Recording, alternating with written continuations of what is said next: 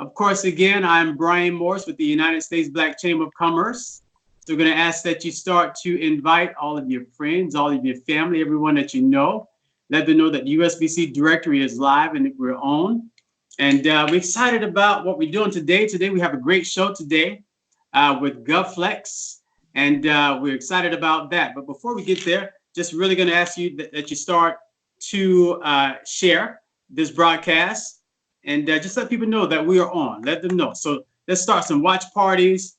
Let's start some sharing throughout Facebook, Instagram, YouTube. And so this is going to be a great show. I'm really excited about this. We've been talking about government contracting. And government contracting is so important. You know, we have many of our businesses that are focused on that and looking to see how can I get into the government contracting space. And so we're bringing on one of our members who is, I'm going to say an expert. I'm going to say expert in that space. Right, exactly.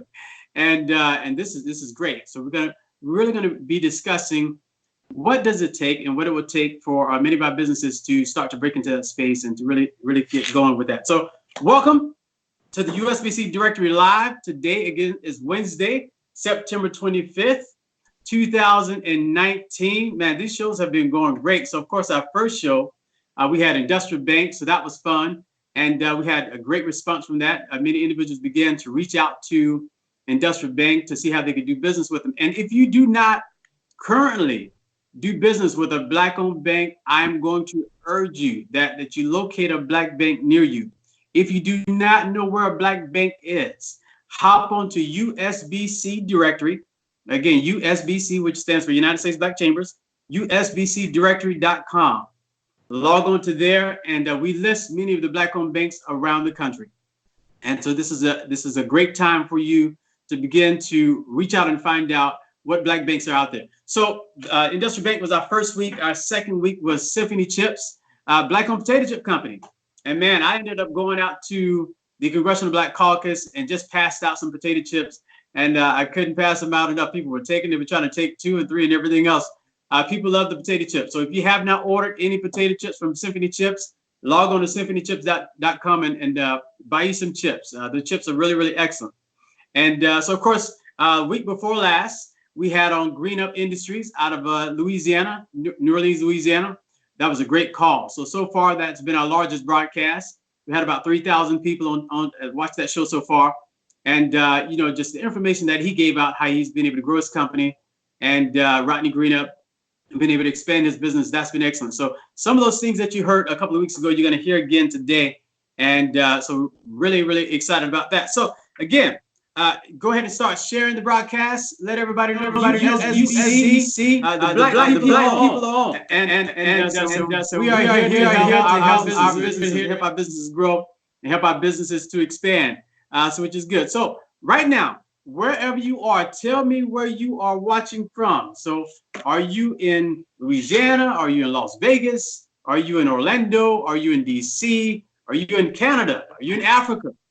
Tell us where you're from. Where are you from? Let us know where exactly you are watching this broadcast from.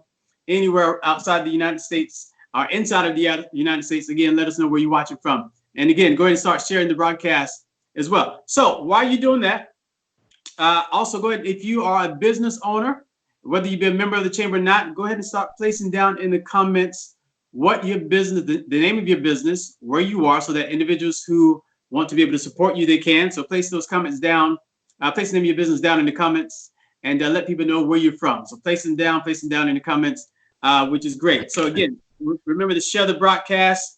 Go ahead and start sharing the broadcast. Let everyone know that we're on. And so we're going to start here in just a moment. But I do want to tell everyone about our upcoming show. We have an upcoming show next week. I'm really excited about next week. Next week, Wednesday, October 2nd at 7 p.m. Eastern Standard Time. We will be interviewing one of the co-founders of Rolling Out Magazine. If you have not heard of Rolling Out Magazine is a great magazine down in Atlanta. They really deal with a lot of hip hop, culture, urban news, and urban entertainment. And so it's great magazine. They're also members of the United States Chamber. So we will be interviewing them. Randy is one of the co-founders. We'll be interviewing him live on the site of the National Bankers Association Conference in Washington, D.C. So if you do not know what the National Bankers Association Conference is, that is the National Association. They call it the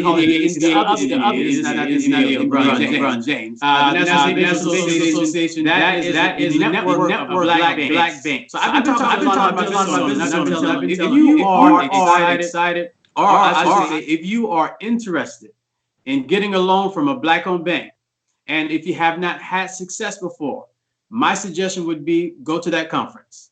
Or if you have had success, go to that conference and meet some of the other owners of the black-owned banks. So right now we have about 21 black-owned banks around the country.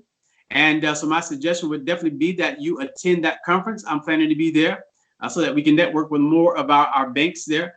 And so that would be a great time to meet them in person, introduce yourself. You remember the show that we had with Industrial Bank? They talked about how important it was for us to build a relationship. So it's really about the relationship.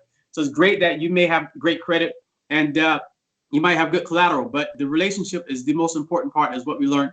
One of the most important parts of gaining a loan from a black-owned bank. So again, that will be taking place in Washington, D.C. The conference is October the 1st through the 3rd.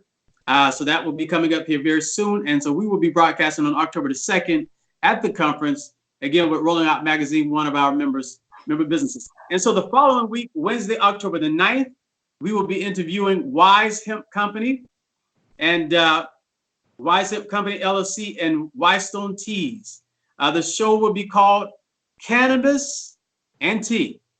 Cannabis and tea. So we know cannabis is a big thing. Everybody's talking about cannabis these days. How do I get into the industry? Should we really be using cannabis? And what are the health benefits of cannabis? And so we'll be discussing that and actually really talking about how that can bring an effect and how potentially actually how you can get into that industry. And so that's great. So again, share the broadcast, share. So start sharing, start some watch parties. Send it to many of your friends on your Facebook pages right now. So I would also like to give I would like to make everyone aware of our sponsor this week. So the sponsor of the show this week, we do have a sponsor, which is great.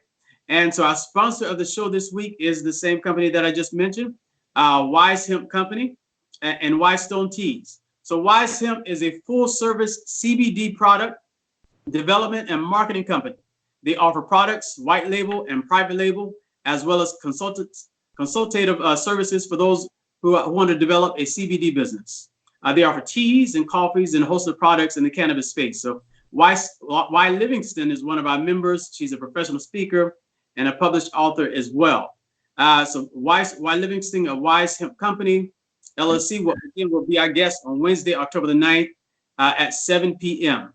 Whitestone has clients all over the United States. They have clients in Canada and in Ireland. Whitestone has been featured in national publications and has assisted over a dozen clients with opening their businesses. So if you're watching this broadcast, Whitestone is offering a 10% discount on their products. So if you go to their website right now, if you go to their website, and Tori, she's going to be placing their web address down in the comments. So if you go to their website, they're offering a 10% discount right now on many of their products. So again, use the code BWISE, B-E-W-I-S-E, BWISE, B-E-W-I-S-E as well. So we're about to get started here in just a moment. And but before I do that, I want to make everyone aware. So one of the things that we do is we survey our members, and we survey many of our non-members as well. And we really ask them what they're looking for in terms of their businesses, how they can support Black-owned businesses, and some of the products and services that they're looking for. So if you are a business owner listening to me right now, I want you to pay close attention because I have some products and services that some of my members are looking for. And if you're offering some of these products, I want you to reach out to me right away. You can send me a message here on Facebook, or you can send me a message at brian@usblackchambers.org. Again, Brian, B-R-I-A-N, at usblackchambers.org. Send me a message and say, hey, my company provides one of these products and services that you mentioned. So So of course, the first thing we're looking for is funding services. One of our members is looking for funding services. So if you have a company that provides funding, give me a call, reach out to me, and I'll make the connection for you. Looking for companies that provide cleaning products. Looking for a social media specialist, a personal assistant. One of our members is looking for coaching, someone that can provide coaching, and some home improvement materials. Now, this is very important because one of my members is actually has a contract, and he's looking for a company that. So let me read it to you. So he's most urgently is in need of a member company that is a recruiting company that specializes in recruiting people with top secret clearances. So if you have a company that recruits people with top secret clearances, now I see you laughing over there. I'll find out why you're laughing later, Eric. Maybe you probably do that. I know Eric does everything. So send me an email. Let me know. So again, you can place that in the comments, or you can send an email directly to me, brian@usblackchambers.org. And lastly, I also have a company that's looking for workers' comp insurance as well. So if you're a company that provides workers' comp insurance, send me an email as well. So this is great. So excited. I'm not going to take up any more time. I have a few other announcements, but we're going to go ahead and get started. So again, go ahead and start sharing the broadcast. Start sharing the broadcast. And this has been a long anticipated show. Eric and I have been talking and discussing this show for quite some time. So I'm excited to have them on. All right, so I'm going to, without further ado, I'm going to give an introduction to Eric. And Eric, I'm going to allow you to introduce Bob once I introduce you, if that's okay. Eric Adolphe is a business executive with over 20 years of experience and success building high growth firms focused on mission impact, revenue, margin attainment, primarily technology, government, contracting sector. Eric is also behind GovFlex.com, the world's public sector focused gig economy platform, a match government contractors agencies to access a liquid workforce of high demand talent. So Eric, I'm going to break all that down very well as well. So under Eric's leadership, optimism from a one-man consultancy to a premier federal systems integrator with over 400 employees. After selling Optimus, we'll get into the whole selling part, Eric. After selling Optimus, Eric as a consultant to the DOD Administrative Office, supporting small businesses and startups, assisting their expansion to the federal sector. Eric has been a lifelong event for minority business enterprises. He's also been a national speaker at Small Business Administration, SBI programs, national conference, focusing on helping MPs compete for funding. And lastly, Eric serves as an adjunct professor at the University of Washington, D.C., teaching entrepreneurship, ethics, and small business enterprise. Eric also successfully advocated legislative and regulatory changes for the United States Congress, including Public Law PL 111-400. So without further ado, Mr. Eric Adolphe, man, that's a long introduction, sir. You're doing a lot of stuff.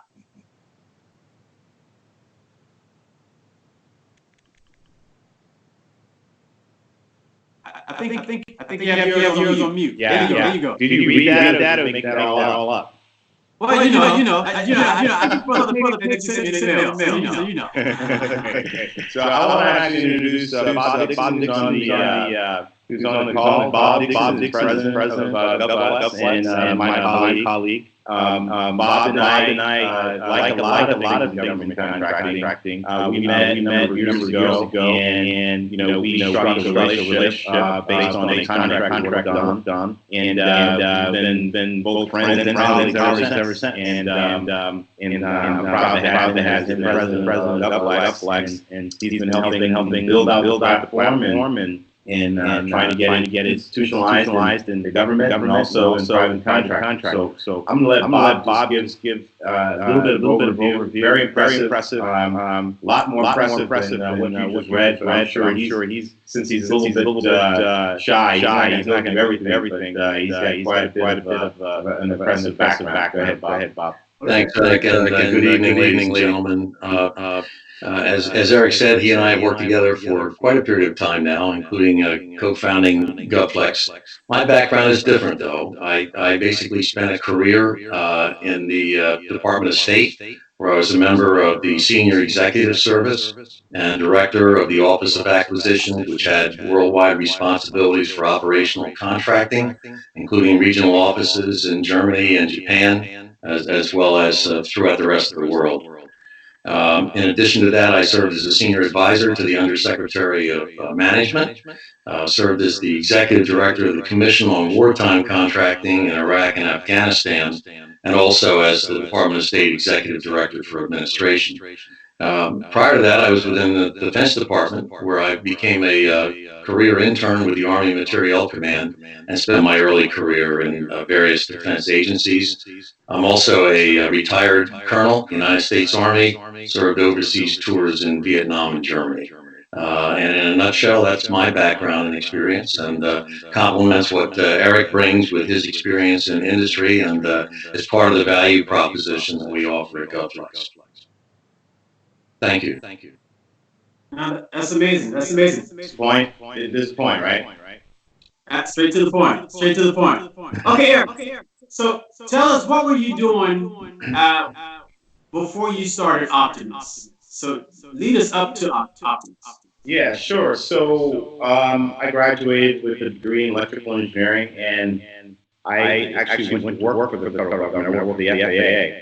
And what attracted me to the Federal Aviation Administration was their mission.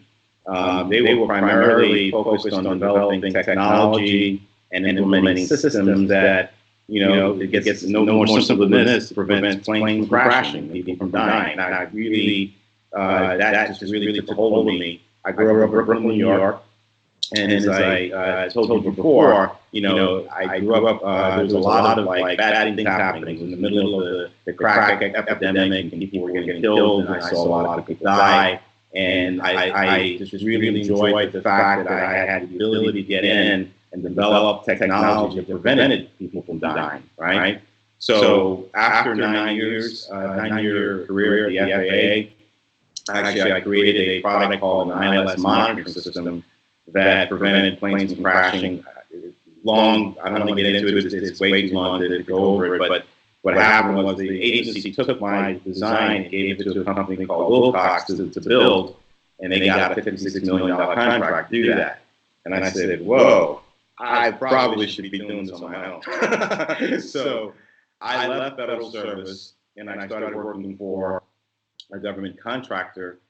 Came up with a second idea called the DMARC system, which actually got me into the National Federal Hall of Fame, which got that contractor a $300 million contract, and I was supposed to get royalties on that, but I got a plaque, and I got a glazed ham, and I was a veteran at the time, so I was twice upset, and so that day I resigned, and I started my company Optimus, and that's sort of like legend now, right? So got the plaque, got the ham, went home, and said, okay, I'm launching my own company and do this myself.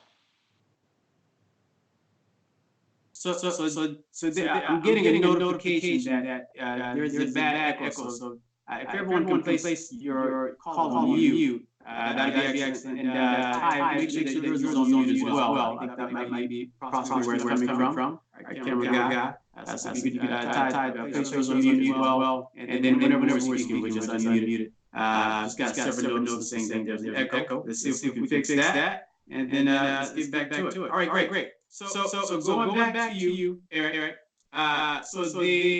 Someone got a $56 million contract, and I guess you started saying, man, that could have been my bank account. Yeah, exactly. So I mean that's the way it goes, right? I ended up getting a $500 bonus from the FAA, and a nice certificate. But I still like the mission of creating technology to prevent the loss of life. But I decided I also wanted to get some remuneration for what I was doing. And I didn't go start my own company right away. Like I said, I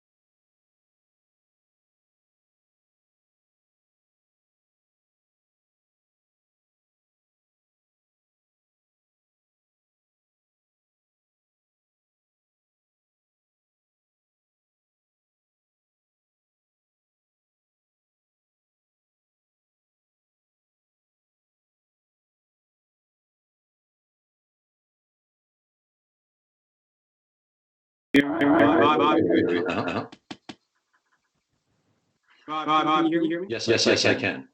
Okay. All right. Now let me make sure that the audience can hear. All right. One moment. Okay.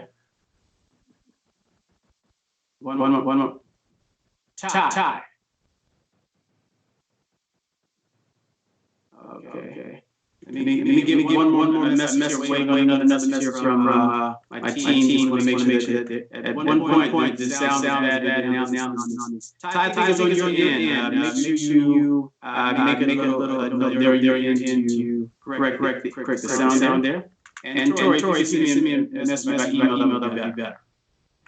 All right. So let's continue here as I wait on them to speak with me. Okay, let's see here.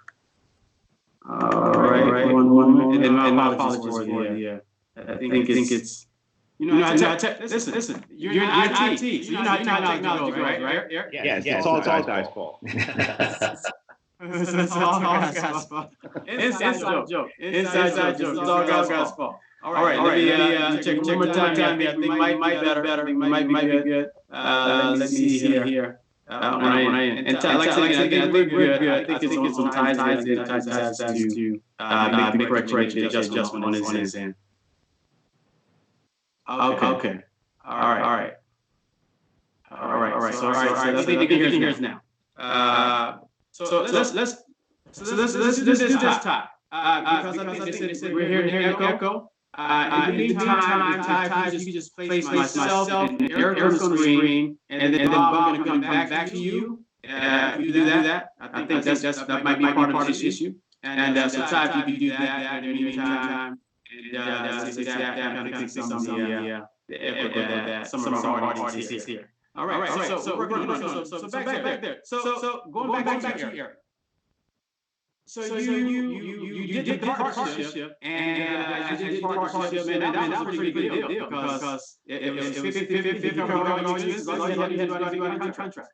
Yeah, that was pretty good. And I don't know if you recall, the first time we spoke, I actually went out and spoke to, maybe 12, 13 different banks and got turned down by every one of them. And I went to VCs, got turned down by every single one of them, right? So that's part of the entrepreneurial journey. You're going to get lots and lots of no's, and the difference between the ones who fail is basically sticking to it, right? So got lots and lots of no's, and in fact, I had one VC who basically laughed at me and told me it was the dumbest thing he'd ever heard. When I told him I wanted to start a company to build public safety technology, and he said that was the dumbest thing he had ever heard, and he passed.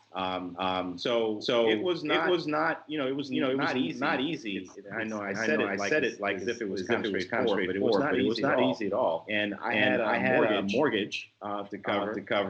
So that was kind of going behind. And my fiance just left me. So I had a lot going on that month.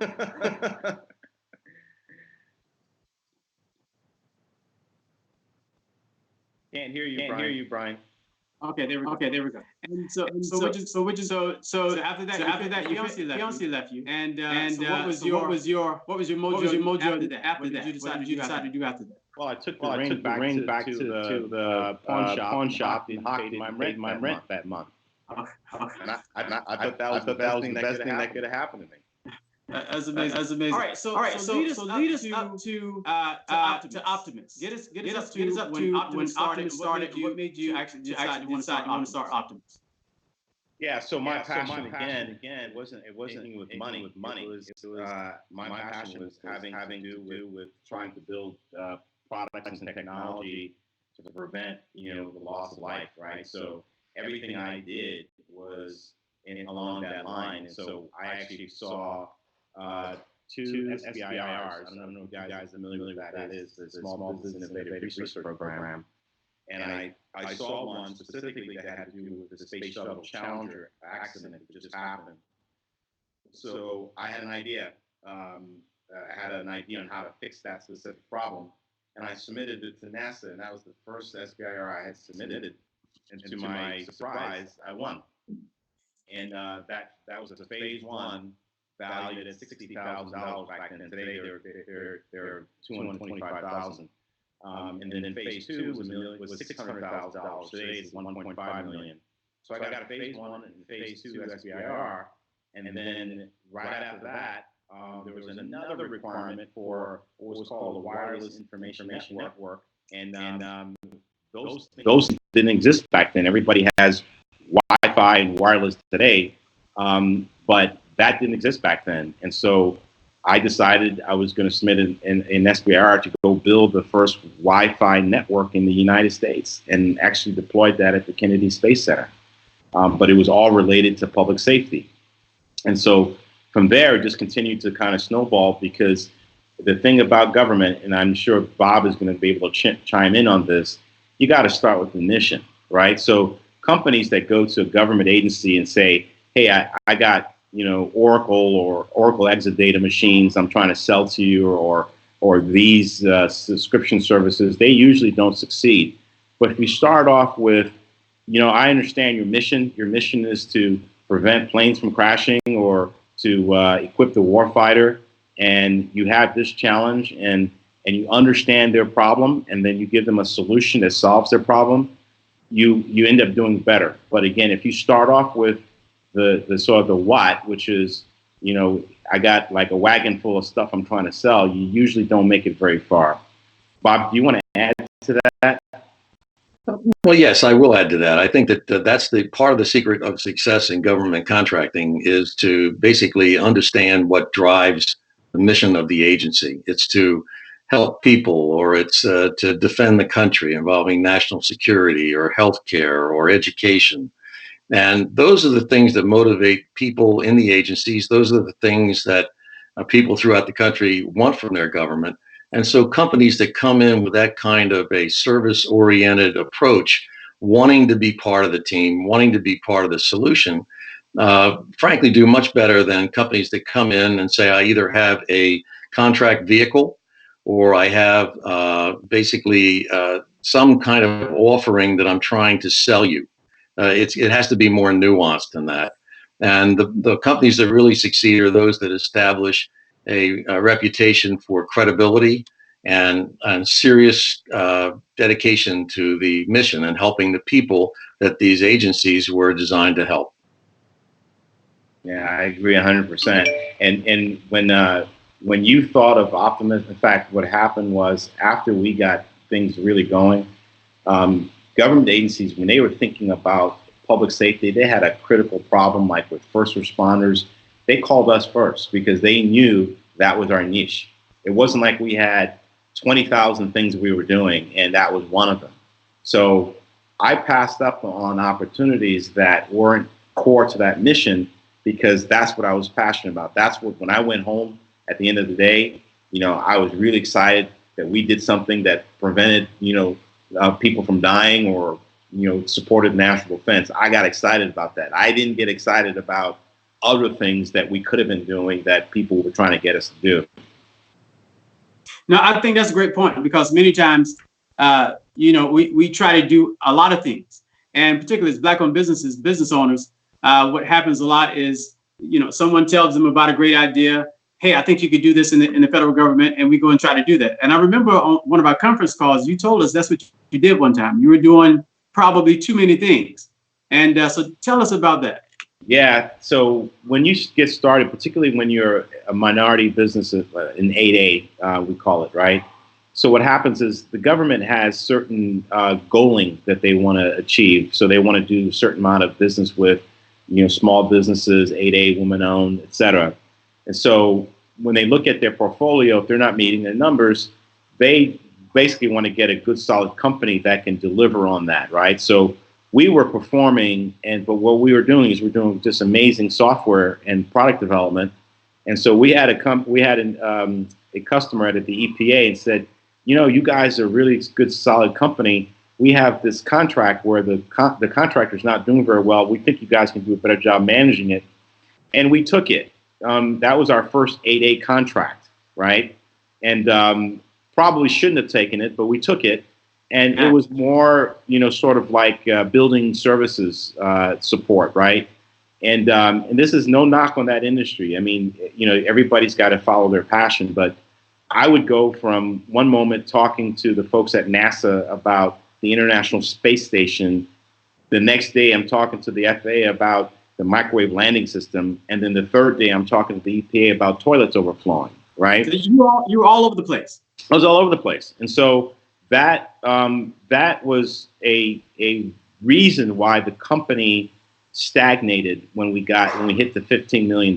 We stagnated because we had all these different contracts doing different things, and we just couldn't service them all. And so I brought in a management consultant who came in, and I couldn't figure out why the company wasn't growing beyond 15 million. And he said, "Well, you're the problem. Everything looks great. You're taking on all these different contracts, and you got to focus." And so I ended up pivoting, and I sold off the part of the business that was doing all of that, sort of like Service Labor Act kind of work to my COO. And then what I had was a consolidated company that was doing pure play technology, and the company just exploded, literally exploded at that point. I'm glad you talked about that. Now, Bob, when did you join GovFlex, or when did you join Optimus?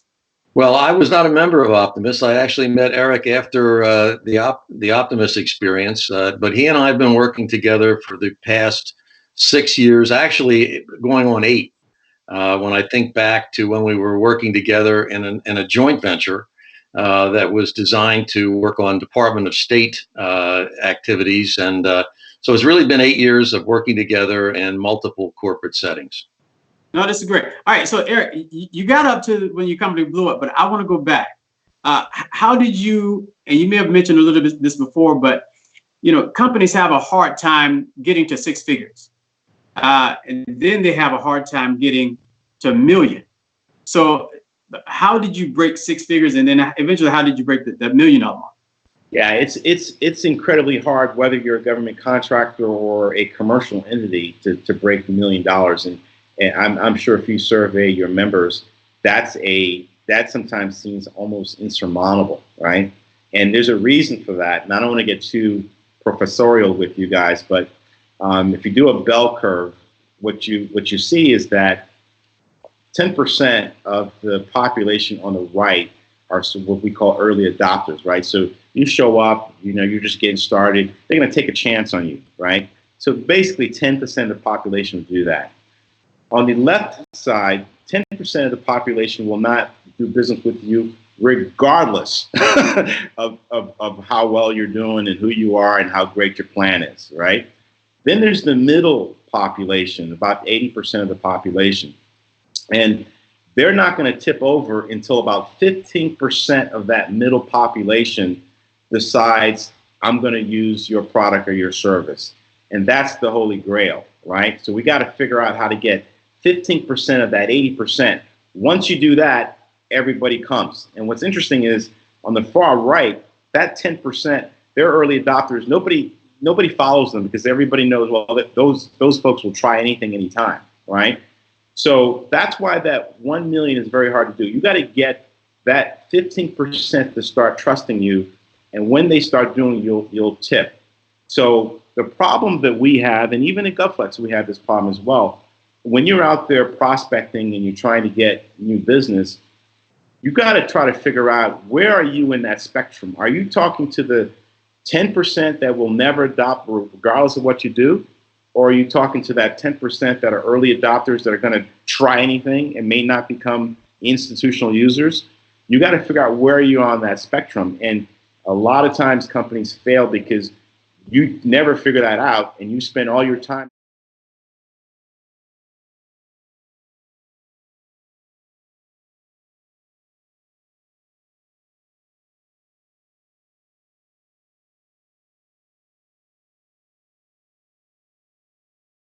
gotten that figured out, and you get people to start buying, you hit that $1 million mark.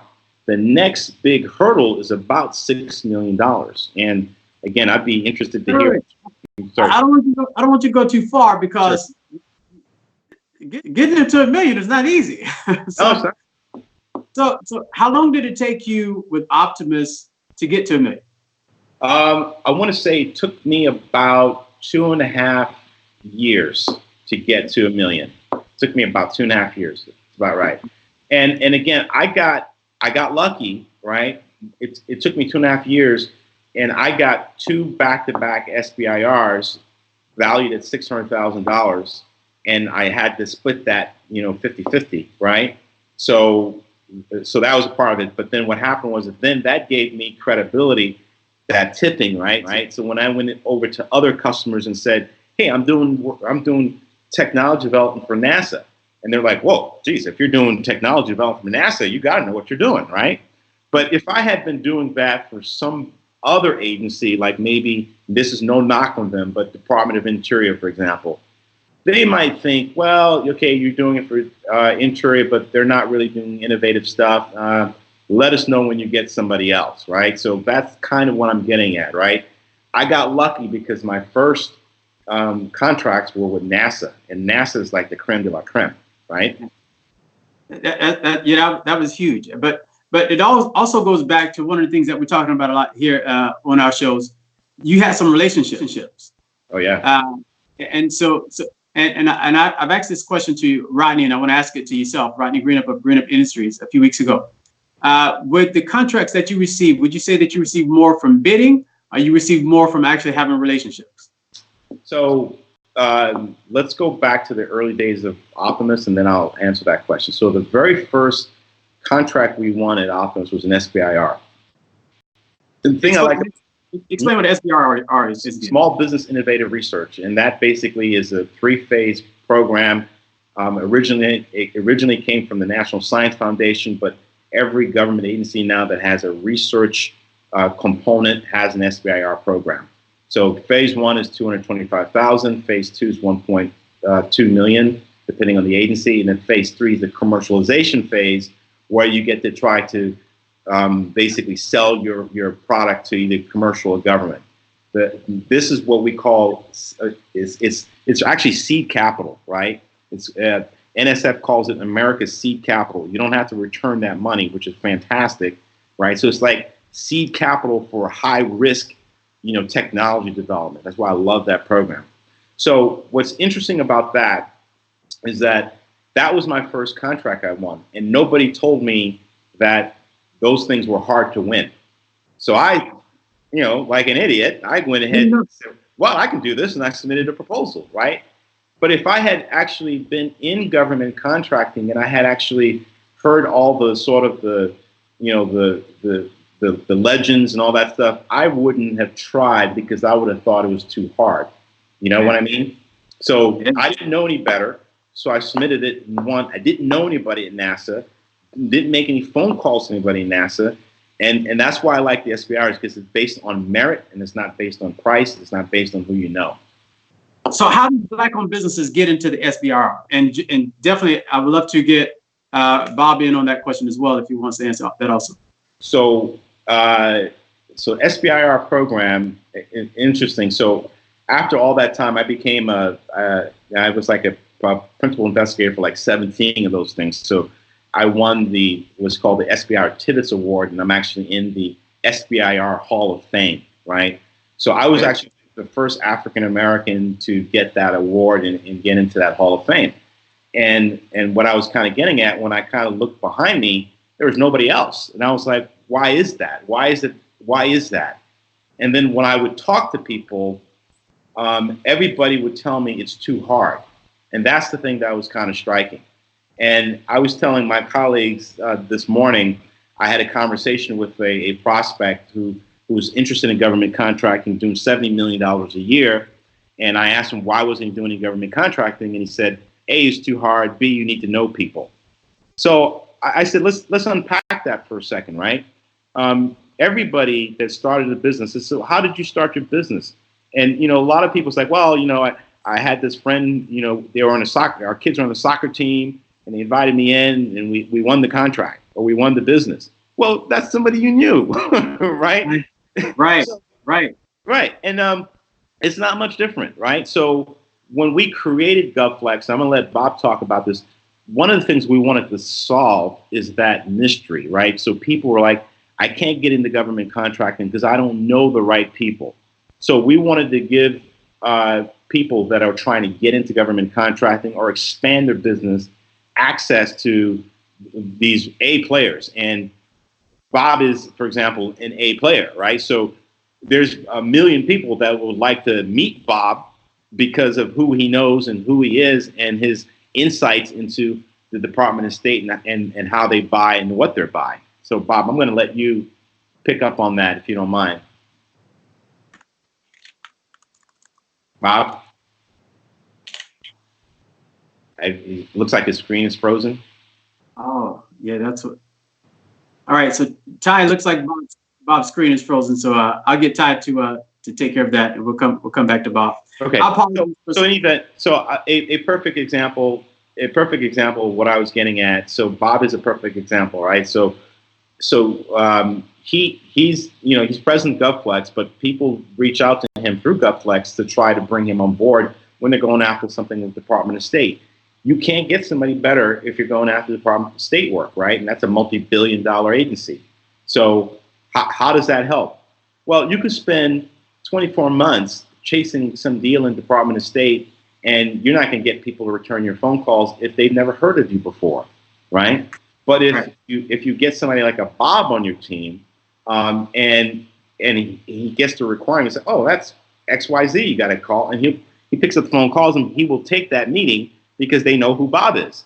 Yeah. It's the same thing. It's like if you're trying to do business with IBM or AT&T, the program people, they probably get 1 million emails and phone calls a month. They're not going to take your call unless there's a referral, right? Yeah. I mean, it's the same thing. And that's so interesting. And again, there's a recurring theme. We talk about this every week: relationships. So there's a recurring theme about that. So in your case, you've been able to build several multi-million-dollar businesses. There he goes. It's like Bob's back. I'm back. All right. Bob, let's start the question back to Bob, and then I get back to that. So the SBIR, and how does that process work, and how do companies really get involved in that? So, well, Eric is the expert, but I will share that it is a competitive program, and there is a formal process, and you do have to do your homework. I mean, there is a detailed step-by-step process that enables companies to basically make their presentations and compete. And we have access to people like that in GovFlex that can actually help people understand and point in the right direction. So SBIR is competitive, and there's a formal process.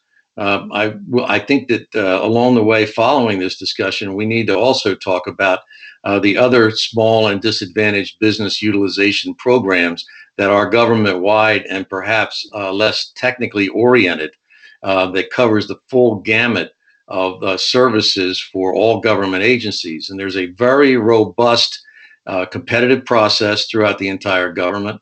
Again, there are specific procedures that need to be followed, and it is competitive.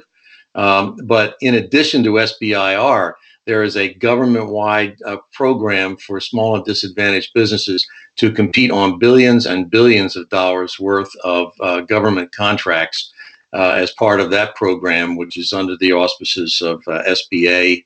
And then each agency has its own coordinator for small and disadvantaged business. So to answer the question, clearly SBIR has a detailed and competitive process. There's nothing magic about it. It just takes the hard work of putting it all together. But there are other vehicles similar for services that are not quite as technical. And with that, I'll ask Eric to fill in the details about SBIR. Right. So to Bob's point, they've got programs for disabled vets. They've got programs for women-owned companies. They've got programs for hub zones based on where your business is based. If you hire, within a hub zone, which is an economically depressed area, there's all kinds of programs. And so literally, if you're a minority business, there is a program for you. And if you are selling anything, the government buys everything. So it doesn't matter if you're selling, I could say, bottles of water, you're building space stations. The government buys that stuff, right? So specific to the SBIR program, as I said, it's a 3-phase program. The one that I really like today, the National Science Foundation. So if you've got, if somebody in the audience has a fantastic idea for a new technology that's going to be a game changer, right? So the process is a lot more streamlined now. So you go to the NSF SBIR website, and you're going to submit a project pitch first, which is a 1-page pitch. And if they like it, you'll find out within 2 weeks, and then they'll invite you to do a proposal. And then you submit a proposal, and within a month or two, you'll find out if you won. And it's $225,000. And it's, like I said, it's seed capital. And I want to distinguish. Seed capital meaning you don't have to pay it back. Don't have to pay it back. That's right. So if you don't have to pay it back. Yeah. So if you're in healthcare, if you're doing, space stuff, defense stuff, if you think you have an idea, and the thing about the SBIR program, it's for technology that is impactful and high risk, right? So remember I told you I had like 12 different banks and VCs say no to me. Well, guess what? That's what they're looking for, right? So if everybody's saying no, and it's something that could be a game changer, they want to say yes. Yeah, and we're talking about banks, we talk access to capital, which obviously is a major issue for many of our businesses, being able to gain access to capital. And I love the story that you told before, and how, again, no banks would give you money, but you believed in your business so much that you put it on your credit card. Yeah, man, I don't recommend you try that at home, but but every bank that said no to me, I went back to them and I got a credit card with a $10,000 credit limit on it. And so, and they don't probably do that today, but each one of them gave me these little checkbooks, right? Okay. So I basically took out $225,000 from these banks, and I was paying something like 25% interest on it. And but man, it was like, I was all in. There was nothing. I mean, I was all in. You can always get a job. So at that point, I was young. I didn't have a family. That was the time for me to take the chance, right? So I did that. And after my second SBIR, I was able to pay off all those credit cards and get out of debt. Which again, it was very risky. But if you want to follow your dream, if that's what you want to do, then you got to go for it, right? Yeah, it doesn't matter if you're in IT, you want to be a basketball player, if you want to own a bakery, if you want to do a janitorial company, it doesn't matter what you want to do. It's going to take risks, but you have to be willing to do it. You have to be willing to go after it. This is great. I want to say one thing. Yes. I met through the Black Chamber, a company. I hope they don't mind me calling them out. It's a company called Affordable Window Washing. Yeah. And I just think they're based in San Antonio, Texas. I think they're just an amazing company, mom and son owned. And they told me this story and how they got started. It's an amazing story. And tell them how you met Affordable Window Washing. Yeah, actually, we were doing one of these calls, and they contacted me, and they signed up for GovFlex. And what was interesting was we had a lot of sort of high-tech companies that we've been talking to that didn't sign up, right? And I'm baffled as to why. But the affordable window washers signed up, and they happened to be in the neighborhood. So I said, you know what? Let me stop by and say hello. So we decided to have lunch together, and I heard their story. It was just a typical American entrepreneurship story, and I just loved it. I loved everything these guys are doing. So I decided to give them as much help as I possibly could. And it's a lot of the same issues. It doesn't matter if you're technology or not. Getting access to capital, right? Getting your big customers, that kind of thing. So we've been working with them on some of those things. But the thing is, those guys, it's the same thing. Breaking that $1 million, landing those contracts. Right now, they're all commercial, but they're trying to get into government contracting. It's so funny if I just put the blinders on, and it's the same story. It's the same story. Yeah, but I think this is why it's important for individuals to connect with the United States Black Chambers, because many individuals do not know how to navigate the process. And what we do as an organization is we connect our members to individuals like Eric, so that you can navigate the process, so that you can grow and to expand, because understanding which direction to go in can be quite difficult to go in. All right, so I want to talk a little bit more about Optimus, and then we're going to get it inside of GovFlex. So Optimus, you broke the $1 million barrier, and then you said also it was difficult for you to get to 7 million, and then you got from 7 million to 15 million, and then you hit a little snag there, and then you begin to make some decisions and make some changes that allowed you to skyrocket. What were those changes again that you made to really get you to the next level? Wow. Yeah. So one of the big things that happened is I had to do a little self-reflection, and you and I talked about that. I found out that I was a heightus, right? So I didn't like tall people, and I had to fix that problem. All right, wait, no, you got to tell the story. You got to tell the story. So I had a management consultant who I hired to try to help me figure out why I couldn't break that $15 million barrier. So he did an assessment for a couple months, and he came back and he says, "You're the problem." I said, "What do you mean?" And he said, "Step outside." We went outside into the big lobby area, and he showed me all my employees, and I didn't see it, but he saw it. All my employees were between 5'4" and 5'8", and I didn't really think about it. You laugh, right? But what happened was, we all have biases that we just don't know that we have these biases, right? They're subtle. And I was hiring people that reminded me of myself, right? Yeah. So what happens is you end up with this groupthink, right? And that's bad for an organization. You need people like Bob challenges me all the time. Dwayne challenges me all the time.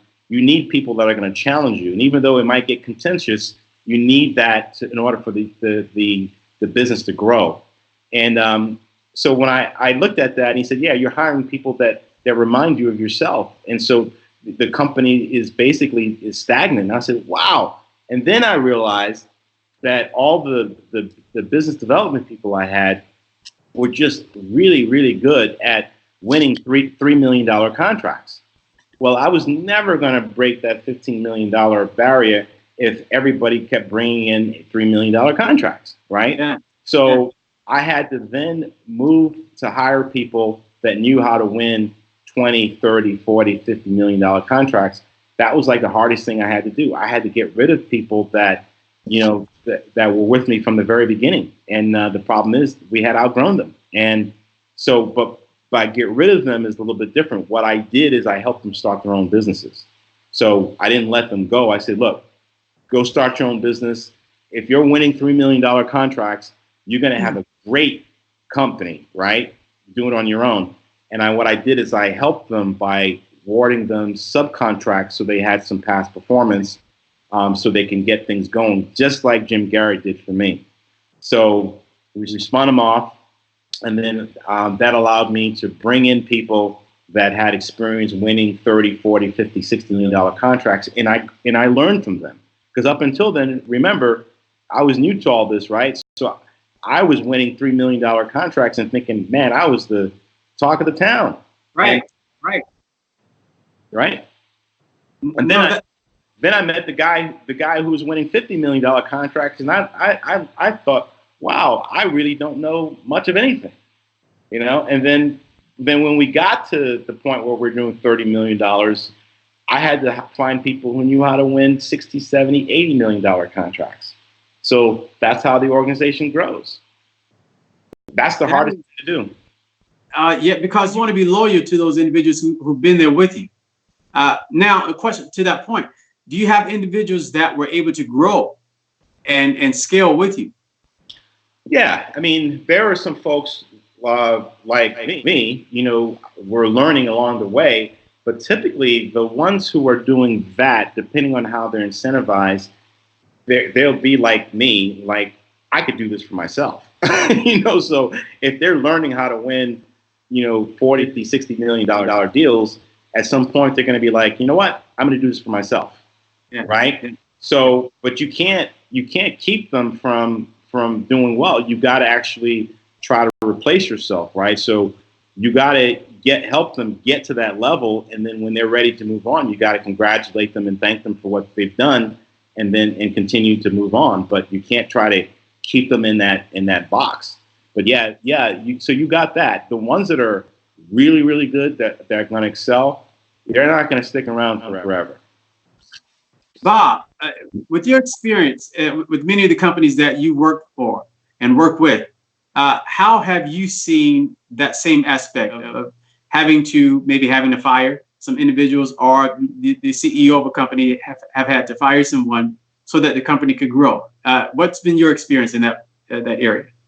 Well, I think that's a fact of life, that corporations in particular are always seeking the right balance, and nothing stays the same, right? I mean, things change over time, and you grow from a $3 million profile to a 50 million and 100 million. And when you do that, there are people that make that journey with you and grow with you and continue to contribute and flourish.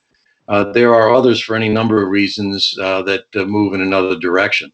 So I think it's very important for leadership and management to work with people, do their very best that they can to encourage those who can grow the organization to do so, and also help others sometimes if, in fact, there's going to be a discontinued line of business, or if the skills are no longer needed. I think, to Eric's point, one important lesson that I learned along the way is this blending of skill sets and talents, and building organizations with people who are different than you. I really like as I, along the way, came across one statement in particular that I really like in terms of building organizations, and that is that none of us is as smart as all of us.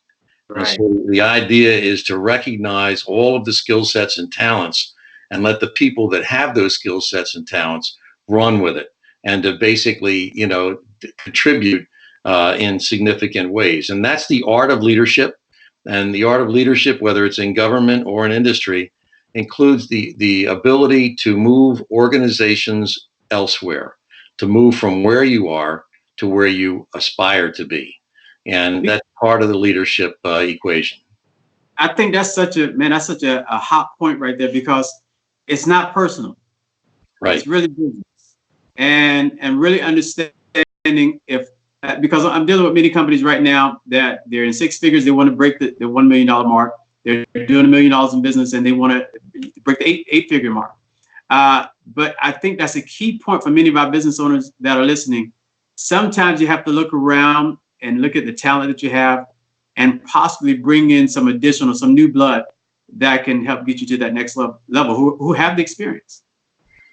Well, that's really part of the discussion I think we're going to have about GovFlex, and the fact that you have the ability to reach out to talent that perhaps a company can't really, frankly, afford to hire on a full-time basis, or doesn't have a need on a full-time basis. But the insight and knowledge that's available in the marketplace is often very helpful in a mentoring role, as Eric has described earlier. The ability to bring in people who have already been there and done that, and have them help guide leadership through their thought process, and to also help enable them to take the important next steps to achieve their growth objectives. Now, all right. So, Bob, if you were in media, I would say that was a great segue.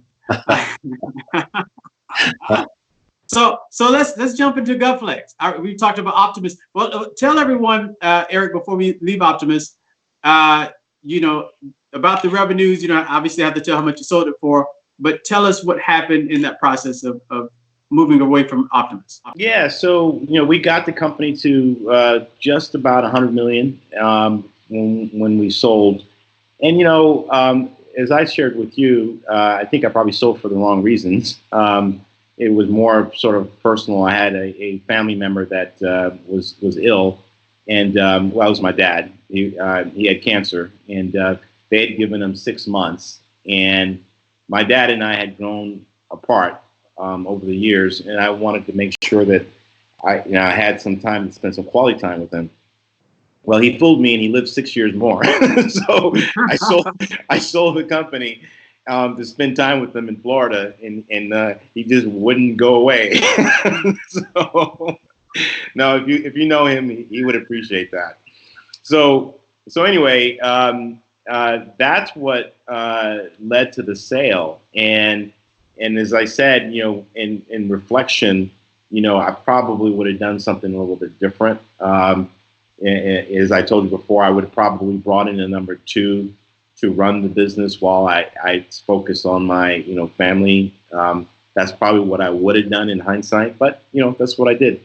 And the reason why you hear a little bit of reticence in my voice is because we really had something special. We were, it's like your kid goes from elementary school to high school to college. That's where GovFlex was. We were graduating from college, and we saw $1 billion was like that runway to $1 billion,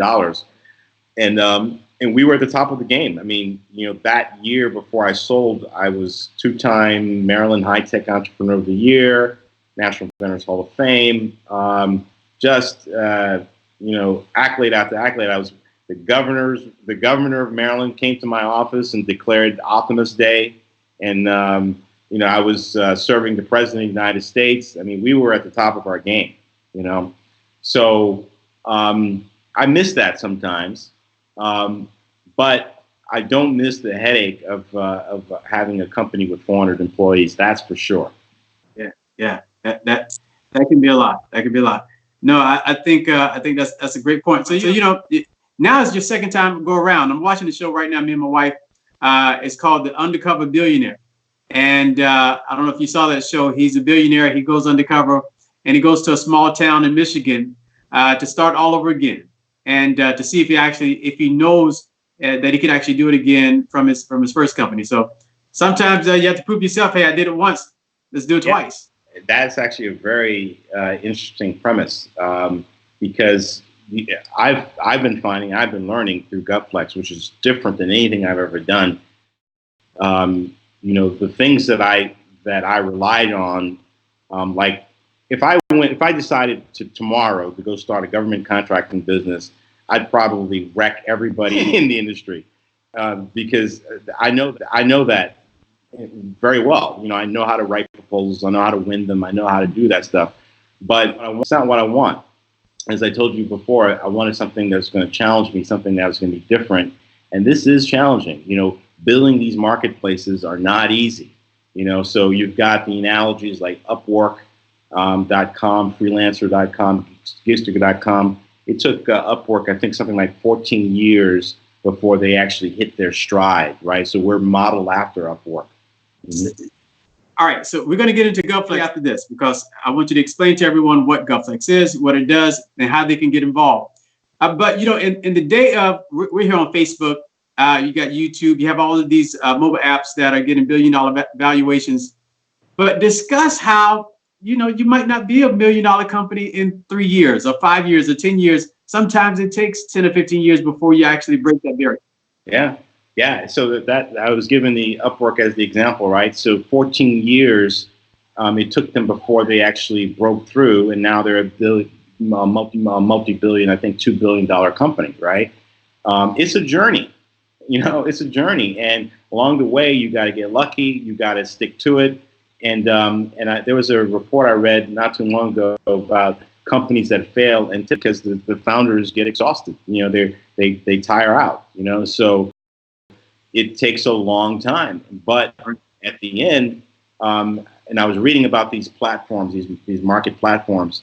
Essentially, what happens is within the first 2 years, people quit, but the ones that stick around more than 4 years usually take off, right? So you got to understand the market you're in, and you got to understand what your competitors are doing, and like I said, if it's something you deeply believe in, you got to figure it out. You got to stick to it.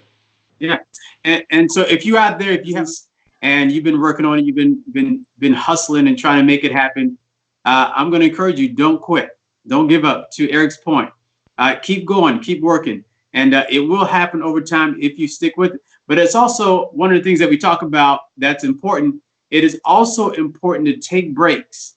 It's, we talked about this, Eric. Eric don't listen to me, but Bob, Eric doesn't listen to me when I tell him to take breaks. But I think, because it's not a sprint. We're in for the long haul. So we have to take breaks. We have to take vacations, spend time with our family. We have to have some type of balance. In the beginning, those first 5 years or so, first 10 years, it's difficult because you're going at it and you're working hard and you're spending late nights. But it's important to understand that none of us are Superman and we're not Superwoman. So we must take our time and look at the goal and understand that it may take a while, but pace yourself. You don't have to try to do it overnight and try to do it tomorrow. You got that? You got that, Eric? I got that. All right, Eric, tell us about GovFlex and let's get into it. Tell us about GovFlex, what it is and what it does, how it can help everyone. So after my third or fourth exit, my last exit, we skipped a whole bunch of things, right? I had a company that I had spun off, a company called CenterScope. The CEO of CenterScope was my former COO. So I sold CenterScope back in 2014, and at that point, I had been getting phone call after phone call after phone call from contractors who knew about my previous successes and said, "Hey, can you come help me out? Can you come work with me? Can you make an introduction to so and so?" And I checked with my colleagues, and they were getting the same calls, right? People were calling them and saying, "Can you introduce me to somebody at the Department of State?" Well, I knew Bob, so I would call Bob and say, "Hey, Bob, I got this guy calling. He's trying to get into the Department of State. Can you help?" I found that I was doing this like 9 times a day. And I said, wait a minute, there's a business model here. And what I learned is exactly what we talked about at the very beginning of the segment, was that people, understood that to do business with the government, you got to know the right people. So I began doing some research on the different models, and I found, like I said, I found Upwork and others like that were essentially digital matching services that would connect buyers and sellers, right? So I looked at that model and I said, hey, this is the kind of thing that we need in the government, in the public sector, because there's nobody doing that in the public sector. So for me, that was, okay, this is a big opportunity. So the premise behind GovFlex was to be able to take someone who's trying to bid a government contract, to connect them with people like Bob on a short-term basis, so they're not blowing up their budget and overhead, to be able to hire them to help them for that short-term project to help them grow their business. So you might be able to hire Bob, for example, to review a proposal for you, or make an introduction, or even sit down with you as a CEO and help you with your strategy development. How am I going to go tackle or go after work at the Department of State? That strategy level, which most folks who are just getting into don't know. And even if you're doing, I think you said you had a client that's doing $30 million in government contracting, and they may be doing great in Army, but may not know lick about the FAA. And I can tell you, if you're going from Army and you're trying to sell into FAA, it's a completely different culture. So you're going to need somebody like me who worked for the FAA, who understands the culture and the technology, that can help you strategize, and when you actually are ready to write your proposal, can help you with your proposal and provide you a technical solution. So GovFlex makes those connections, but we didn't stop there. So when I had my company, one of the things that I realized was that we had to get market intelligence, and there are tools out there like FedMine and Deltek, et cetera. And for me, as a small business, I couldn't afford a lot of those tools. So what we did at GovFlex was said, you know what, we need to include that in our ecosystem to give particularly the smaller companies access to that data and do it so it's affordable, right? So we bring together this ecosystem that gives them access to the A players like a Bob, access to the market intelligence and the data that they need in the RFPs, and we give them access to something called an academy, which is, all the stuff that I've been learning for the last 28 years. We kind of distill them into learning, documents, and we post them into the academy so that our users can take advantage of the stuff that we've learned over the past 28 years, right? So you don't relearn that stuff. And the last thing, which we just deployed, and I'm going to let Bob talk. We just deployed it last night, and actually it's going to go online full online on Friday. It's something we call opportunity analytics and teammate matching. And essentially what it does is you can actually find an RFP in our system, an RFP solicitation in our system. If the software analyzes it, looks at your company, and predicts what your chances of winning that. And that's based on some secret sauce that we came up with from, reviewing over 6,000 proposals. So we came up with these algorithms, right? So it'll predict what your chances of winning are, so you're not wasting your time and your resources. And then based on that, it identifies your gaps, and then it will identify teammates, companies you could partner with that will close those gaps to increase your win probability. And then it also identifies experts in the system that can help you write your proposal, make introductions, and that kind of thing to win. And the whole purpose of that is to try to get our customers to win contracts. Now, I shared with you, and this is on our website, just in the last few months, we have one company that won a $6 million contract. We had another company win a $4.4 million contract. And we have about $1.2 billion in pipeline in the system right now. $7 million contract that they're waiting. That should be announced any day now. So we're all on pins and needles. My goal, so I got this BHAG, right? And so in my first company, Optimus, my goal was to, prevent the loss of human life. My goal with GovFlex is to be able to say our platform helped companies win $1 billion in business. And that's my big, hairy, audacious goal. So I can then say, and this is that tipping point, right? So we can say, hey, our customers have won $1 billion. What have your customers have done, right? So Bob. Well, jump in, Bob. I just want to say this real quick. So to explain to everyone, your platform is like eHarmony for government contracting. Yeah, I'm sure Bob is going to actually do a little bit of that, right? Yeah, I'll be glad to. I mean, it's basically, it is a platform. It's an online e-commerce marketplace. So even if the viewers this evening are familiar with Amazon or other service companies that basically can go online, Angie's List, Match.com, Freelancer.com, that's what we are, except that we're dedicated exclusively to the government sector. And so we basically have an opportunity to provide and match talent with all of the experience and background in those agencies, in those programs, to companies that want to bid on those programs, or to government agencies that are seeking help and want to buy it directly off of GovFlex. So in that regard, it's a competitive online marketplace, an e-commerce marketplace with thousands of consultants with specialties in all types of skill sets. And basically, they come in and become subscribers and post projects, and they describe what their requirements are. Let's just say it's for 10 hours of consulting advice on how to get into the Department of Energy.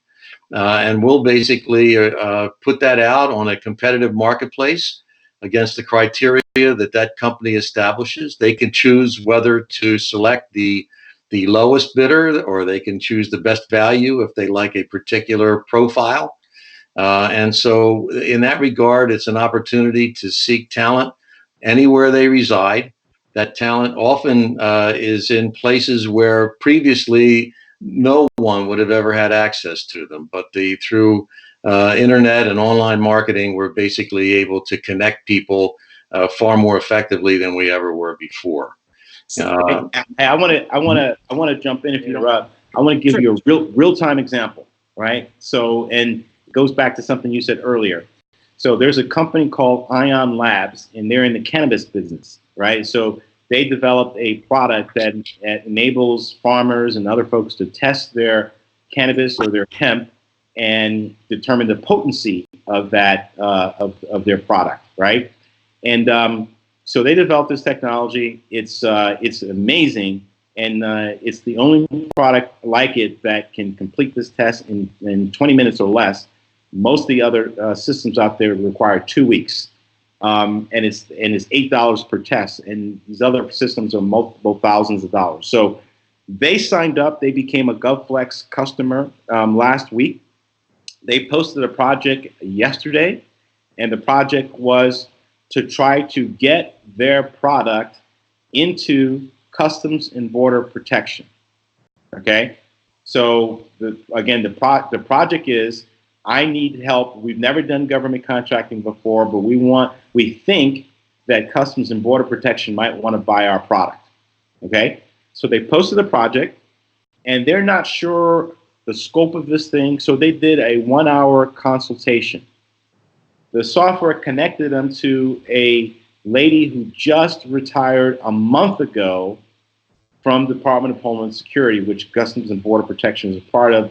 She used to work for Customs and Border Protection. She was the number 2 person at Customs and Border Protection. Okay, so this is what we're delivering. So today, and I got an update from them.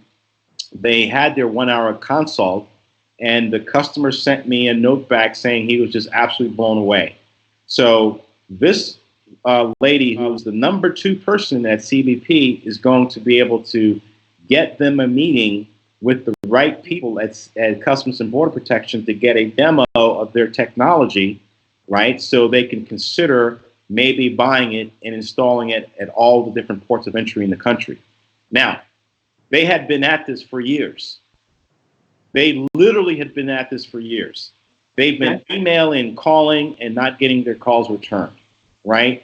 1-hour phone call, and based on the 1-hour phone call, they're going to get a meeting with senior executives at Customs and Border Protection. And they spent months trying to do that, trying to accomplish that. And that happened, what was the time frame that it happened on your platform? 1 hour. 1 hour. Wow. That's huge. So I think so many people want to know how to navigate the process within the government space.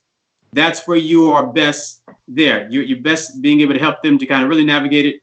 Now, how much access will they have to asking questions if they have questions about contracts, if they don't know, which contract they should be bidding on? How much access would they have for support if they're on your website? Right. So a couple things. So the first thing I would point them to is the Academy, right? So it uses natural language processing, right? So you can actually type a question, right? And the software will go against our Academy, our knowledge base, and attempt to answer that question. So they can do that 24/7, 365 days. So 3 o'clock in the morning, they can be in there asking questions. The second part is we actually have what we call customer success advisors, right?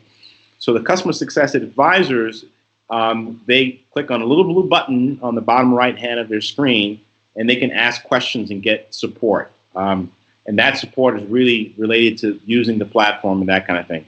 But if you're talking about a specific government agency, like this example I just gave you, like you're trying to figure out how do I navigate Customs and Border Protection, well, you post a project and you'll get quotes from multiple people who retired from that agency.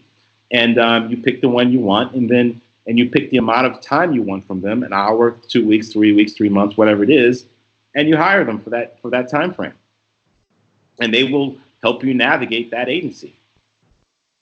No, that is amazing. And I just want to say to the audience, if you have any questions, go ahead and place your questions down in the comments, and I'll ask a few of them to our guests. We'll go here for a few more minutes. Don't want to hold them up much longer, but definitely. All right, so Bob, so what's been the greatest benefit that you've seen with those that have used the platform, and particularly those that are novices, that might be the first time trying to enter into the government space, and then those that have the experience that are using the platform? So the real benefit for either group is that historically, those companies that have been around for a while and have been trying to break into the government contract business, they feel appropriately that the process, it costs too much, is too complicated, and takes too long.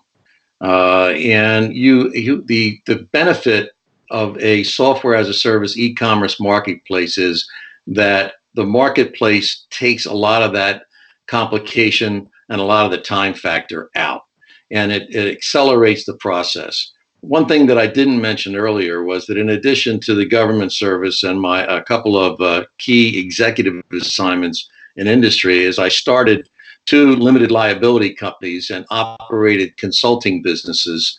And I found that as an individual, that I was spending way too much time and it was too complicated to find opportunities. The marketplace provides access to opportunities. I also found that it was very difficult to get paid on time, and the marketplace accelerates payment, which is critical. Wait.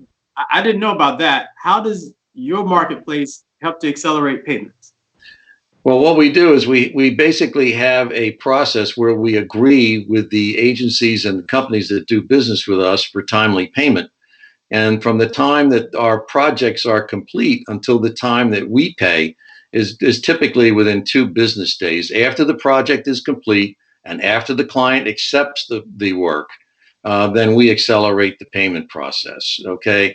The other thing that we do is we standardize it. So for new companies or companies that have been doing this for a while, it's amazing to find that when you go out and talk with a lot of not only small but large businesses, that the way that they handle consultants or expert advice is all over the place. There are no standard procedures, and it's just kind of like a pickup game.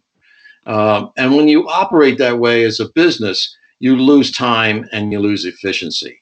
And so the online marketplace, the e-commerce marketplace, brings timeliness and efficiency, greater opportunity and greater access to a broad range of people, not only on the small business and government agency side, but also for individuals that are operating their own businesses as limited liability companies and providing advisory services. So all of those factors make the software as a service platform, the e-commerce marketplace, an absolute critical place for small businesses to go, to save having to go through all of the heartache of trying to do all of these things individually without the support that's available, even down to a single hour of consulting services, if that's all they need.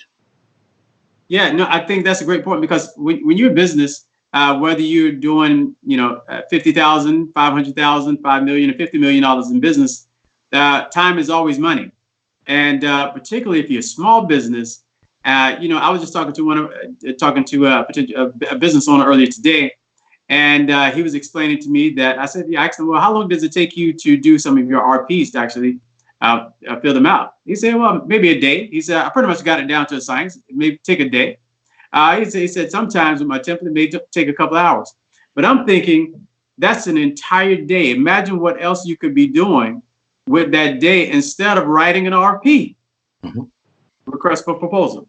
So well, just think, if I can, Brian, just think for a moment of how often companies and individuals spend hours just simply trying to connect, just simply trying to play phone tag and go back and forth with a series of emails and all of that. The marketplace provides a natural community of practice for people that are involved in the government sector business to come together. And so there are so many advantages once companies get in and get a tempo going, a cadence going of building this into the way that they approach things. There's a tremendous value to be attained. I agree 1,000%. And it's so funny because I keep running into folks, even folks that we've spoken to, which is interesting. Here's what it typically looks like. You find an opportunity. Okay, this one is Air Force.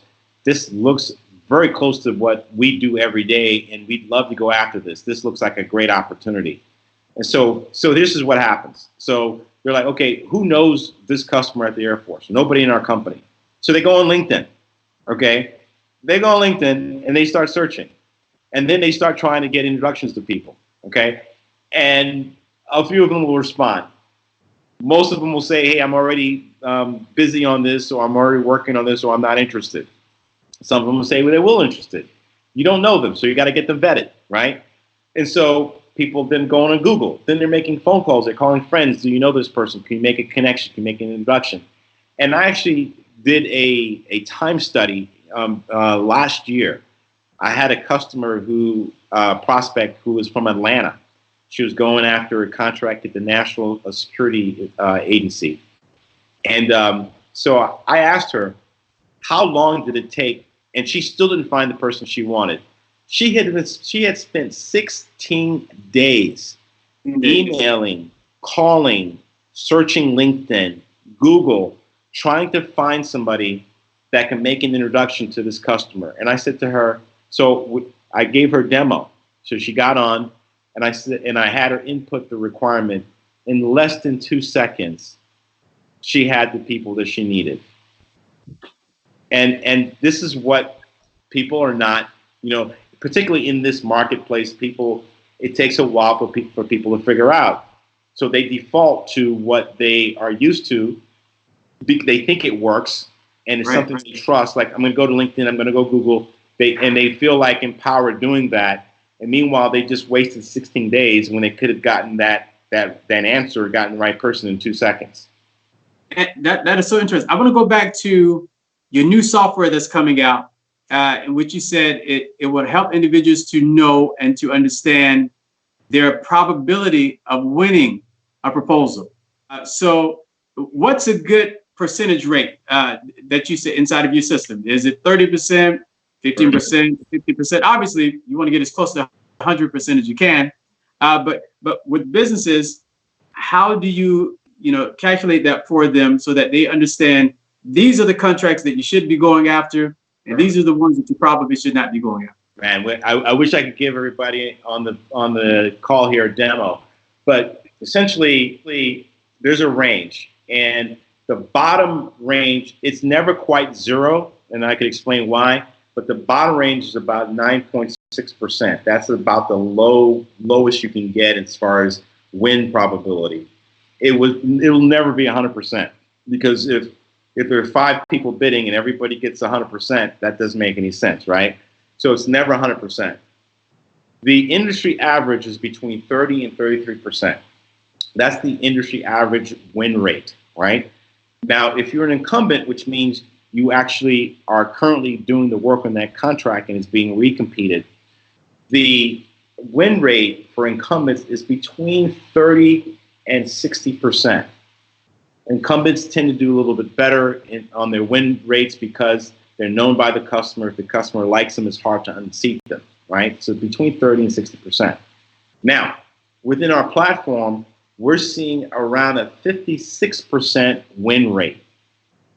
The reason why it's so high is because we have a smaller population. But so as the population of users grow, that win rate will start to get lower, and it'll be closer to what industry is saying. So within GovFlex, it's about 56% win rate. Outside of our system, it's about a 30 to 33% win rate. Now, on the low end, 9.6% is what the win rate is your P-win probability is going to be.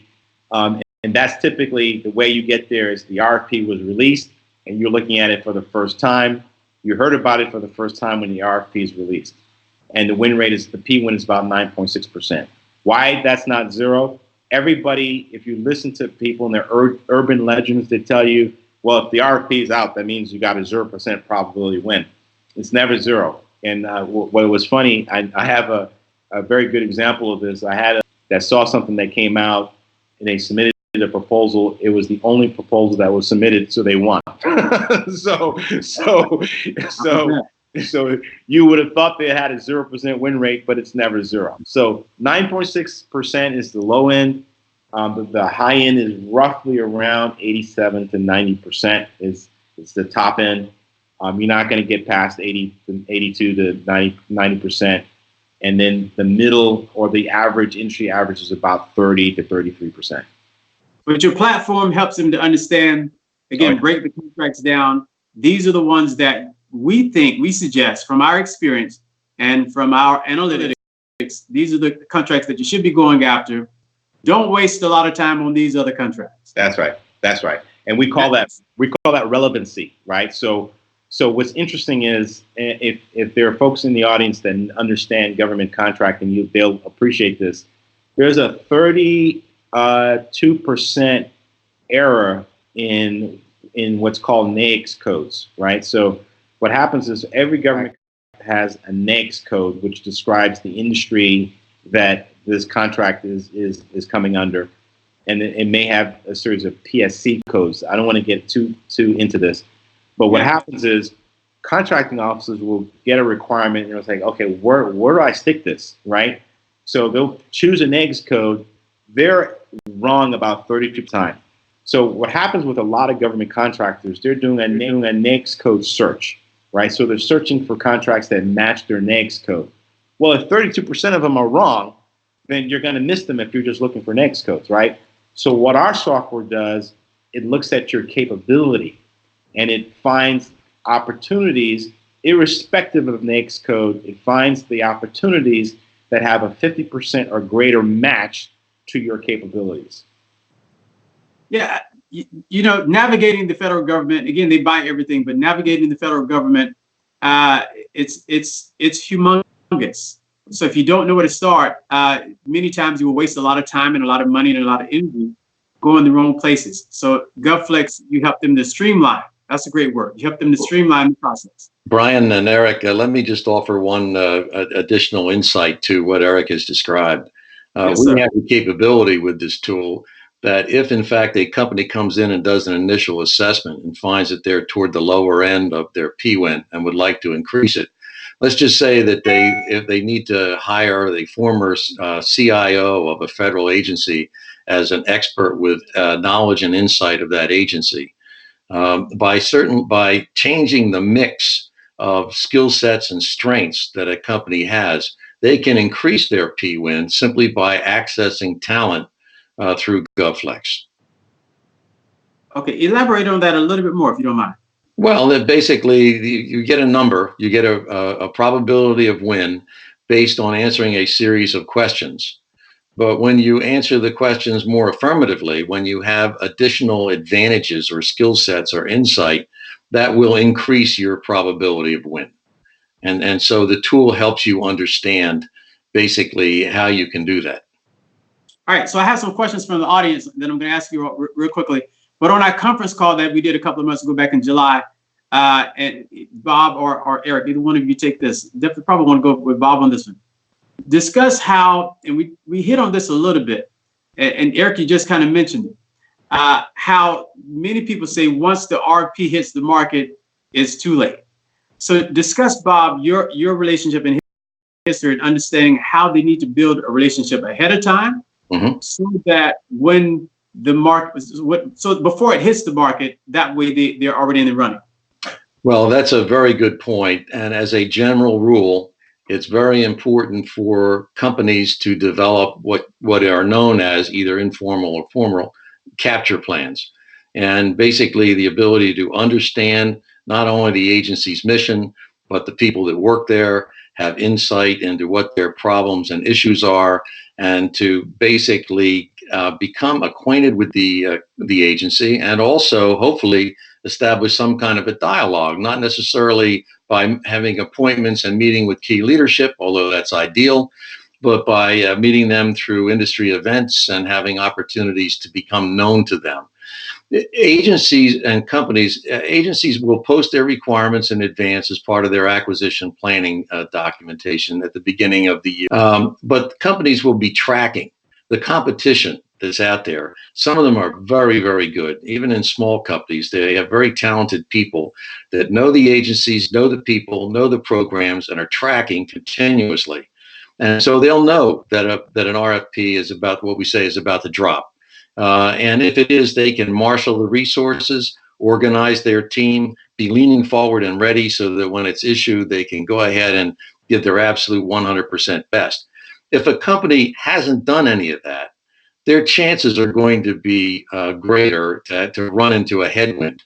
And so it's certainly possible. And you can certainly run into a case where, it's the only company bidding, or you can run into a case where your solution is so advanced and impressive that you can still win.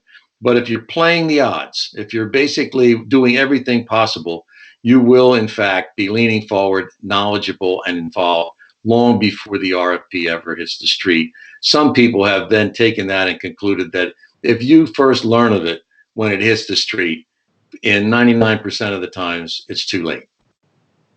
Man, Bob, that was worth the price of admission right there. Mm-hmm. That's huge. I think it's so important for us to understand how to do your research, how to prepare, and not just to throw something at the wall and hope it sticks, but to really prepare for it. I think that's amazing. Okay, I have a couple questions for you. And so one question is there a certain criteria to qualify for GovFlex contract opportunities? I'm sorry, could you repeat the question? Sure. Is there a certain criteria to qualify for GovFlex contract opportunities? You mean the opportunities in the system? Yes. I know they need the SAM's number, correct? Yeah. So, So you got to get into GovFlex, you got to have a SAM account, a System for Award Management. So you need that to get into GovFlex, but you need that to be able to do business with the federal government, right? So if you don't have SAM, you're probably not serious about government contracting, right? Because you can't even accept the contract until you're in SAM. Having said that, that process is not very smooth. So SAM, so you got to get a Dun & Bradstreet number first, and then once you get your D&B, then you go to the System for Award Management, and you fill out the form. And then you got to print out a letter, and you got to get it notarized, and then you got to send it into this address, and then after they make sure you're legit, then they turn on your account. Now they do that. The reason why they do that is because there was a breach about 2 years ago where somebody came in and got into that system and stole a bunch of information. So the government decided to make this process very onerous to verify that you are actually a legit user. So what we have done at GovFlex, the fact that they're vetting companies before they can get a SAM account, so we said, hey, that's a good way for us to assure that the companies in GovFlex are legit, right? So we require you to have a SAM and a cage code to be able to get into GovFlex. But that's really the only hurdle besides making a payment, right? So once you get through the SAM system, which I think takes about a month, I just recently went through it myself. It takes about a month. And once you get through that, then the login is pretty smooth. Now this is a great answer. This is a great question, and either one of you, of course, can take this. Can a solopreneur obtain a government contract? Yes, absolutely. And most of us begin in fact, a lot of them, like me, I left an agency and became an entrepreneur, right? And it's so funny. I think I've shared this with you when we first met. I was actually doing a presentation on a contract to a large company, and they kind of poked fun at the fact that I was a solo, company, and they kind of threw me out and said, they're not interested because I'm too small. So a lot of that, first time no's, and you just got to get through it, right? You got to push through it. But I got to say, the government is really, really good at supporting new startups. I think once you get past the bureaucracy, there are few places where you can actually be a one-person shop and bid on a government contract of substance and win. And you can't do that because one of the things that they do in government contracting, if you don't have a record of past performance, you can substitute with your own personal experience. So your resume can be used to substitute. And if you look at most RFPs, this was done many, many years ago because of this very problem, you'll see most RFPs will say, if you don't have the previous record of experience, you'll get a neutral rating. And the government can't say, well, we can't look at these people because they don't have a record of performance. So you can use your own personal resume as your past performance. Let me add a little bit, if I may, Brian, to Eric's comments. The is yes. That in fact, under the SAM database criteria, solopreneurs are known as individual entities, and they can in fact become qualified to do that. One thing that we do to make that easier in GovFlex is we have a government-wide contract through NASA. It's called the NASA SOUP contract, and it's carried by Carasoft, which is a major provider of services throughout the government. Carasoft has basically an account with GovFlex. So any of these individual solopreneurs, if you will, if they're operating in terms of providing advisory services to government agencies, they can basically either go the individual route and basically go through all of that process, or simply become part of the GovFlex network and do that via NASA and Carasoft directly to the government through GovFlex. No, that is great. So last question: what are some of the common challenges with businesses when trying to obtain contracts through GovFlex's platform? Well, that's an excellent question. The common challenges are that GovFlex is providing expert talent. It's an important part of the equation, but it's not the entire equation. Okay, and so part of the challenge is to properly prepare. We have something called in GovFlex, we have a bench of talent. We were talking earlier about those companies that lean forward and do their homework. If companies wait until the last minute and don't find the top talent available, they may look up as they get closer to the release of an RFP by the government. They may find that the very best experts have already been taken by others. So one of the challenges in a competitive marketplace is that the companies are competing with each other on the marketplace. And so individuals that wait or delay can still run into issues in an e-commerce marketplace if they haven't done their homework. That's a great point. So we're going to wrap up here. So how easy is it let me just deal with a real issue. A real issue in the Black community is our businesses don't always team up, and we don't always work together. Everyone is trying to be the king of their own castle. And one of the things that I say all the time is we do not own enough of the market share for us to be in competition with each other. So what you said, Bob, was just such a great point. So they're competing with each other instead of going after the contract together.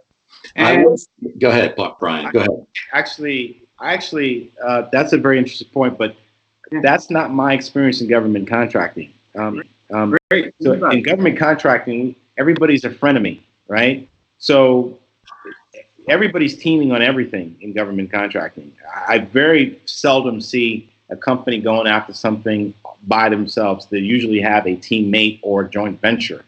And it's not just, they're teaming with everybody. It's a matter of what's going to be the right mix to win that contract.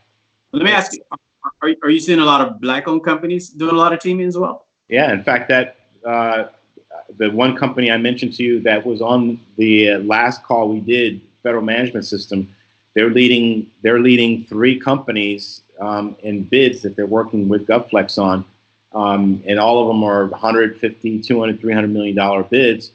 They're a Black-owned company. They're the lead partner, and they've got at least 2 or 3 other companies on their team, including Microsoft, right? So they have one I'm thinking of, I can't disclose what it is, but they have Microsoft on their team. They have 2 other Black-owned companies on the team.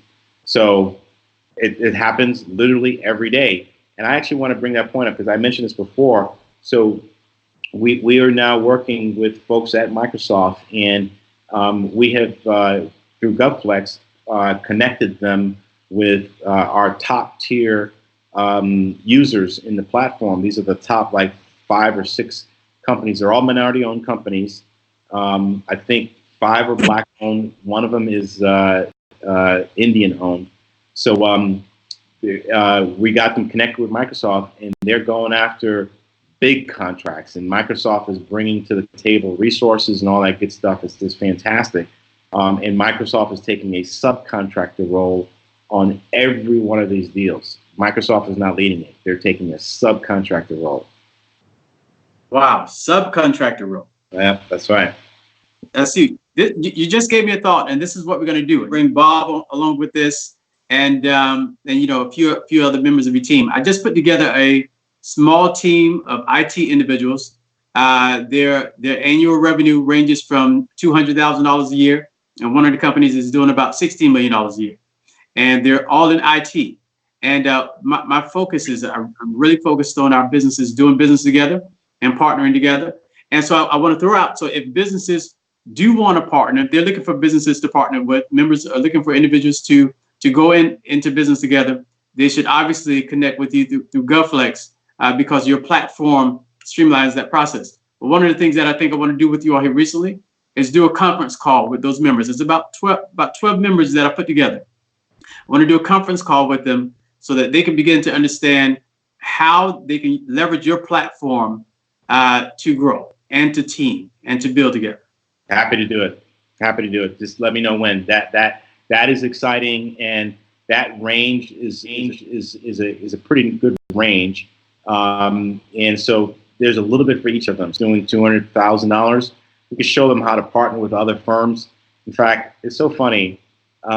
We've got so many things in the pipeline right now that, and depending on where, I think you said one of them is 16 million or 60 million? 16 million, 16. Okay.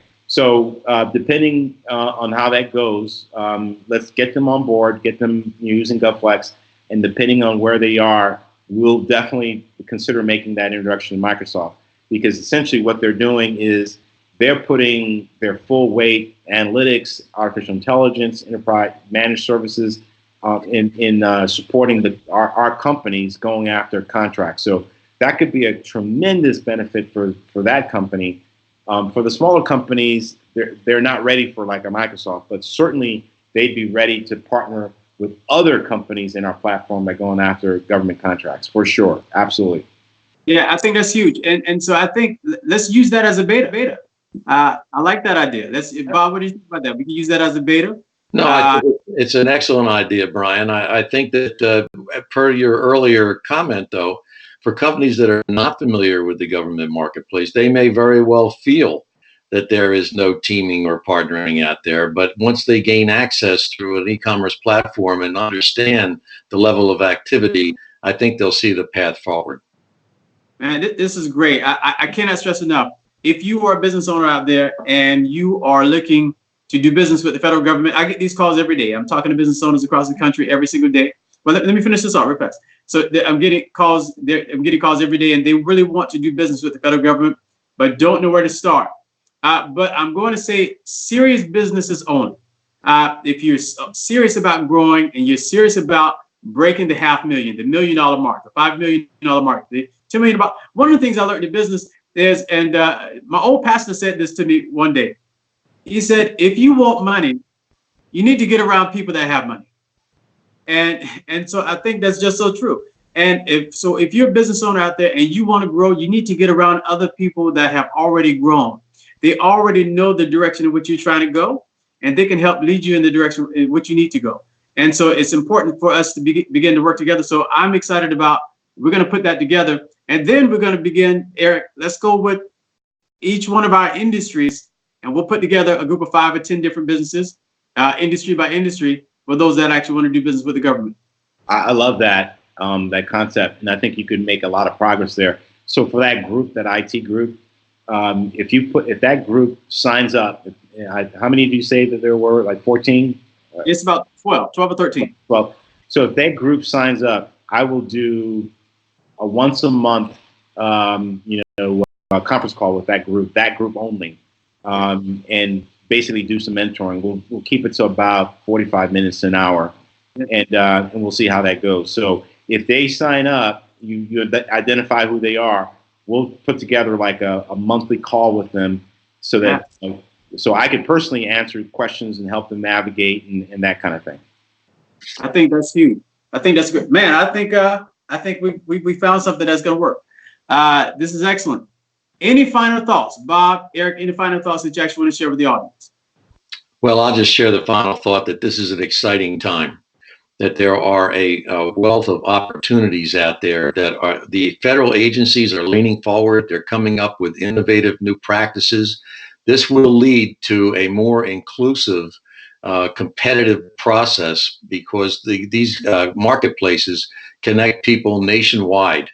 And there are opportunities throughout the entire country that people don't even know about. And by having access to an e-commerce platform, it makes the world a lot smaller and creates more opportunity. That's great. Yeah, so I just want to kind of conclude. I mean, this is what we're here for. This is why we started the company. This is why we started GovFlex. We started GovFlex to help companies get into government contracting and grow. So that's what we're here for. We're here to help your members, achieve what they're trying to achieve. So can't get better than that. And last thing, so I told you guys we're kind of modeled like after Upwork and that kind of thing, right? So yeah, that's similar. So your viewers can look that up. I guarantee you, your viewers are not going to have the ability to pick up the phone and speak to the CEO of Upwork. Of course not. but they can reach me. No, this is and we're going to help streamline that process, because one of the things that I love hearing success stories. We have our members that are working together, that are going into business together. Just the other day, one of our members told me that she connected with another one of our members, Chambers in South Carolina, and they partnered together, and she actually did some speaking with them as well. So we're always connecting our members so that they can do business together. As I tell everybody, it's not about new friends. I don't care about you having new friends. I care about you having new Benjamins. And we need to make sure that we're making money together, that we're growing together, we're expanding together, which is important. Eric, I got to ask you about this before we go, because I told you I was going to mention this. So PL 111240. Tell everybody what that is, especially for Black business owners, why that is important. Okay. So when I had my company, I can tell you there were quite a few times where we partnered with a large company, and the company would win, and we would write a significant part of the solution for the proposal. They would win, and they would not give us the work that was promised, even though we had a team agreement. And team agreements are basically not enforceable. And that really ticked me off. And when I sold the company, and I was just like looking for stuff to do, right? And I'm a lawyer too, by the way. Don't mention that. And so I pulled together a group of minority businesses, CEOs, and we went down to the Senate and met with Senator Kerry, and it was Senator Kerry and what was her? I forgot her name. It was Republican and Democrat. Okay. And so I testified, and a lot of people didn't want to testify because they're afraid of getting blackballed or blacklisted, right? So I was the speaker, and so testified, said how this is something that was happening almost all the time, right? So we had an opportunity to work with the committee to come up with legislation that was passed. It was 111240, and it's called the Small Business Jobs Act, and there's a section in there that I actually helped to write. And that section has to do with, it's called teaming. So what happens is, if you are a minority company or a small business subcontractor, and a large company bids your services on a government contract and they win, and if they don't give you the work that they promised in the proposal, you have recourse. Now, before, you didn't have any recourse. You couldn't call the government complaint. Because you don't have what's called privity of contract with the government as a subcontractor. Now you do, and it's because of that act. So what happens now, if in fact you get screwed, you have the ability to call the contracting officer and say, hey, they didn't live up to their part of the bargain, and the contracting officer has three options. They can either cancel the contract, issue a cure and make them pay, essentially, or they can not exercise the next option year of the contract. So it's got real teeth. And as I mentioned to you before, most companies are afraid to use it because they think they're going to upset relationships. But I'm like, hey, if they promise you a $3 million contract and you're not getting it, Who cares if you're going to piss them off? You should be the one that's pissed off. You know, Right. You should be pissed off. You shouldn't be worrying about pissing them off. No, that's it. So the recourse is that you're able to sue. No. You're not able to sue. Okay. They don't give you the ability to sue. They give you privity to speak with the contracting officer on just that subject. And the contracting officer, this is the government's contracting officer, then has three options on the table. And by law, the contracting officer has to do one of those three things. But you have to go to the contracting officer and file a complaint. And where can people find more of that information about the law? Just Google Public Law 111-240, and when you pull up the law, just search for teaming. Okay. You'll find it. One more time. Public Law 111-240, and it'll be the subsection on teaming. That's huge. I hear that all the time. Now, if we can get something like that in the corporate world, we would really be doing something. That's why government's better. I keep telling you. It's got controls, it's got transparency, it's got regulation. That's why it's better. I hear that all the time. All right, this has been great, gentlemen. Thank you so much for being flexible with your time. And we had a few issues, technical issues, but we were able to work through them. And with you being an IT guy, I should have put you on it, Eric. Fix all the sound issues that we were having. But we're really glad that everyone stuck with us, and we had a pretty good audience. Any final thoughts from the? I know you gave some final thoughts. Anything else that you want to say? No, thank you, Brian. Appreciate the opportunity to join the group. It's a great dialogue, and I'm looking forward to continuing that. Thank you. No, this is excellent. We could have kept going on and on and on, but I think we got to go to sleep. I woke up 4 o'clock this morning and called a plane, so I got to find some food in the bed here somewhere sometime soon.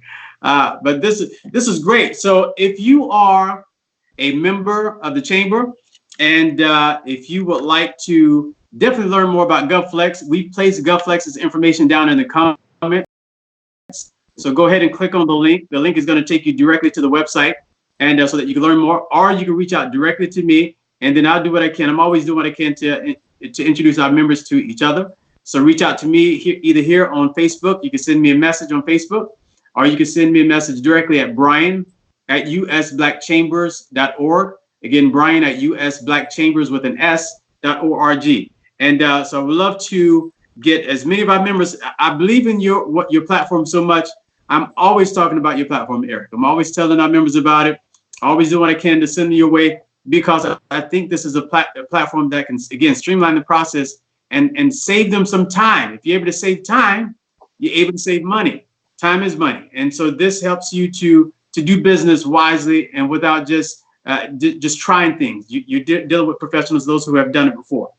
So this is really great. All right. So before we go, I do want to mention again, our sponsor for the show today, again, is Wise Hemp Company, LLC. Wise Hemp is a full-service CBD product development and marketing company, which offers products, white labels, private label, as well as consultative services for those who want to develop a CBD business. So everyone is getting into cannabis. They want to get into CBD oil. And so we actually have a member that's doing that right now. Wise Hemp Company, they offer teas and coffees and a host of products in the cannabis space. The founder, Y. Livingston, is a professional speaker and a published author as well. Y. Livingston of Wise Hemp Company will be our guest on Wednesday, October 9th at 7 p.m. Eastern Standard Time. Stone, she has clients all over the United States, Canada, and in Ireland. Stone has been featured in national publications and has assisted over a dozen clients with opening businesses in the CBD business, which is excellent. So again, they are offering a discount, a 10% discount if you go to their website. The website is down in the comments, so look down in the comments, and then the code is BWISE. If you put in BWISE, you will be able to get that discount there again. So next week, again, we have Rolling Out Magazine, talking about Black culture, Black news, Black events, and how we could definitely work together as a Black community. Eric, Adolphe, definitely great. Bob Dixon, thank you so much.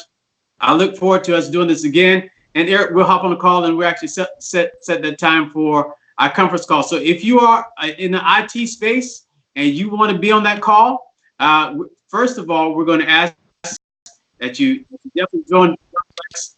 Reach out to me so that we can make that connection for you. And we're going to start the process and see how many of our businesses through GovFlex we can help them to do business with the federal government. So, gentlemen, thank you so much for your time. This was excellent. And look forward to talking with you soon. Thank you. Good night, everybody. Thank you. Take care. Good job.